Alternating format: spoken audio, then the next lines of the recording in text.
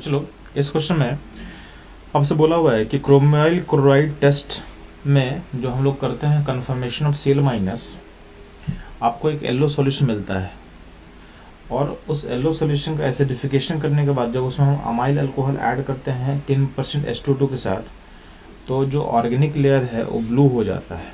ठीक है, तो कहीं ना कहीं इंडिकेट करता है CrO5 फॉर्मेशन का, यानी CrO5 क्रोमियम पेंटाक्साइड फॉर्म करता है। तो बोला गया है कि CrO5 में क्रोमियम का ऑक्सीडेशन स्टेट क्या होगा। तो ध्यान देना, जो CrO5 होता है इसका स्ट्रक्चर बटरफ्लाई होता है। तो अब अगर आप बॉन्ड ब्रेक करोगे तो बॉन्ड ब्रेक करके निकालो।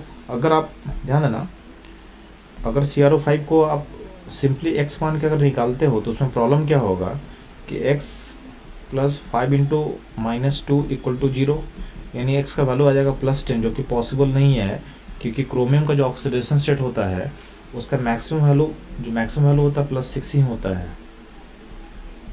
तो +10 तो पॉसिबल नहीं है, इसलिए आप ऑप्शन 2 को टिक मत करना, क्योंकि अगर आप x मान के निकालोगे और o को अगर -2 मानते हो तो +10 आ जाएगा। तो ये आपको ध्यान देना है। तो आपको सिंपली फिगर पता होना चाहिए। फिगर के बाद आप बॉन्ड को ब्रेक करो। तो क्रोमियम का सारा बॉन्ड जब तोड़ेंगे तो यहाँ पे 2 बॉन्ड टूटेगा, ओ के साथ यहाँ -2 है, यहाँ पे -2 होगा और यहाँ पे +2 हो जाएगा। यहाँ पे -1 +1, यहाँ -1 +1, यहाँ +1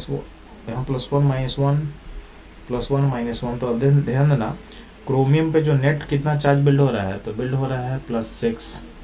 तो आपको स्ट्रक्चर को ड्रॉ करना है, बॉन्ड को ब्रेक करना है और अपने आंसर को निकालना है। तो इसका आंसर होगा +6। और इसको आप याद कर लो कि CrO5 में क्रोमियम का जो ऑक्सीडेशन स्टेट होगा वो हो जाएगा +6। तो बच्चों, ये था इस क्वेश्चन का सॉल्यूशन। मूव करते हैं हम लोग नेक्स्ट क्वेश्चन।